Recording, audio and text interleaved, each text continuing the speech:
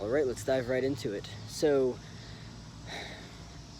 I don't know why, but I feel like I've had a conversation with my sweetheart regarding this subject that I'm going to get into in this video at some point. And so the subject that I want to explore in this video is the subject of presence. And the reason why I think it's so not only important to talk about this, but also interesting to talk about is because I think that a lot of people have a very just kind of like misplaced idea of what presence is, and kind of like the whole upbringing aspect of it. You know, when you're brought up in an environment of chaos, your awareness, your attention is going to be placed into whatever subject of chaos is at hand.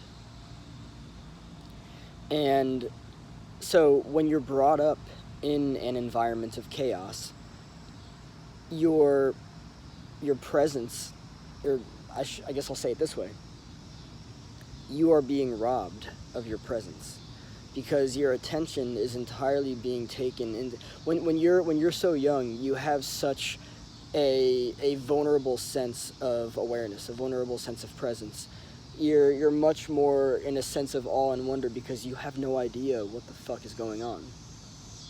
And so because of that, you know, you're looking for a sense of safety. You are just starting to form a foundational understanding for things like safety and security and all that stuff, you know. And so you're looking all around you, right? And basically, like, when it comes to what it is that you're meant to be experiencing at that point in your life, you're being robbed of that. You're being robbed of your ability to explore in an environment of safety what's necessary for you at that age. So you're being robbed of that, so therefore you're not even able to experience that.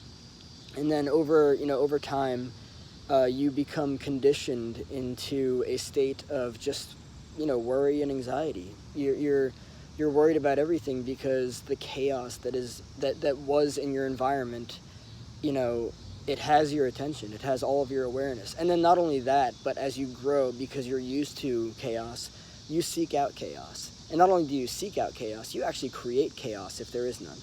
you create, the drama. You tune into gossip and all of that stuff.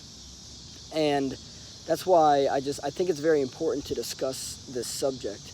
Also because, I know that there are a lot of labels out there for people who have a seemingly inability, actual inability to remain present, right? So there's like, there are those labels that suggest that you're just at a fucking inherent deficit when it comes to that stuff. But,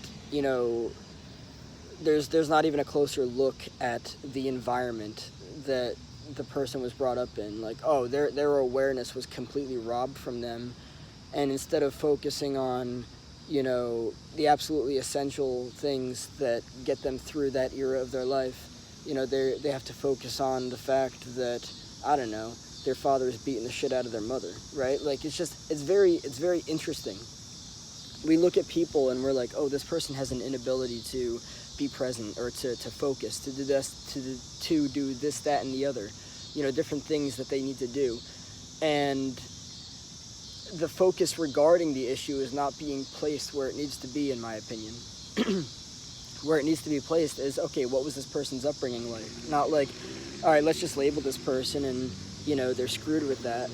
No, that's bullshit, if you ask me.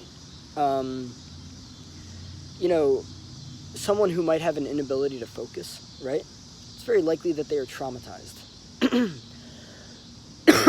And that's not being explored enough. So, yes, when you are growing up and you are raised in an environment of chaos, your presence, your ability to be present, to be sorry, there's a car going by. Your ability to be present with whatever it is that is absolutely essential, necessary, and beneficial for you at that era of your era of your life is it's being robbed from you, because you're then focusing on, oh shit, I hope dad doesn't beat mom, right? And it's really interesting to explore it from this standpoint. And I think that if we reapproach the subject on behalf of this, it could really change the dynamics of how we approach it, because there are a lot of people out there that, I don't know, they have a diagnosis, right? And they're labeled with something. And really the matter is, okay, this is rooted in something, let's explore it. Oh crap, okay.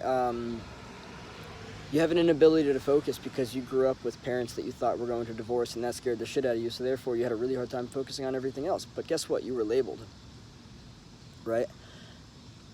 And presence, like, here's the way that I look at it, and it's black and white, plain and simple.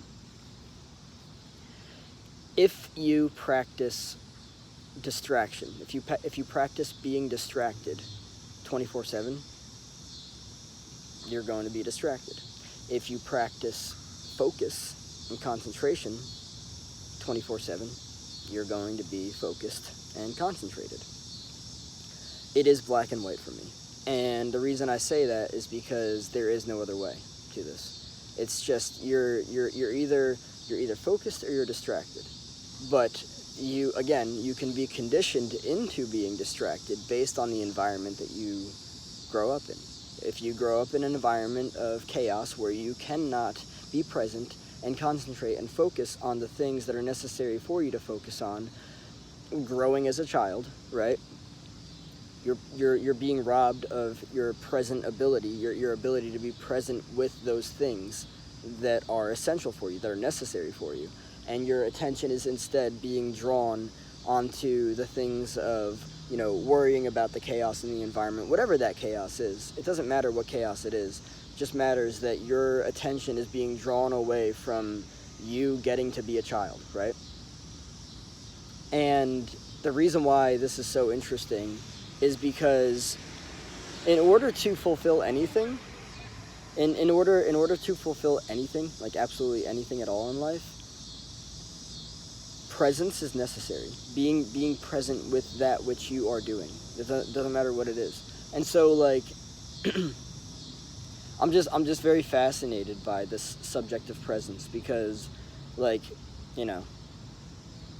even I was told throughout my life that that I had an issue.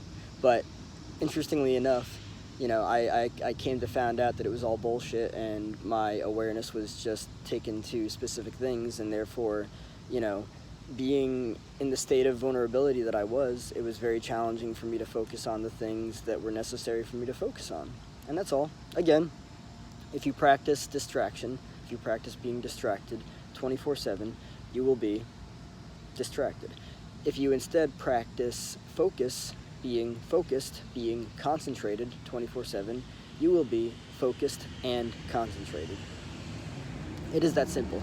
And by the way, there's the argument that, a lot of people might say, oh, well, my brain just doesn't work that way. It just doesn't function that way. Yeah, you have been conditioned very deeply into a very specific way of living, a distracted way of living. That's how you've been conditioned. You might believe that your brain doesn't work any other way, but that's not true.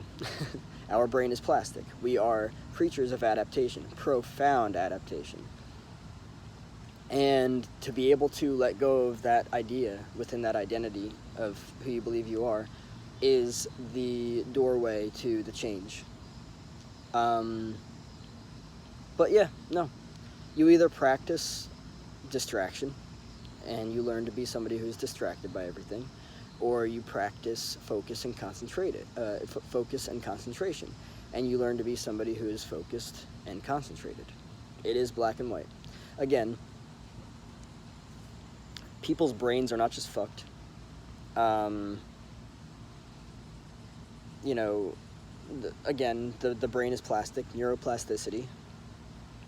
And that's just the way that it is.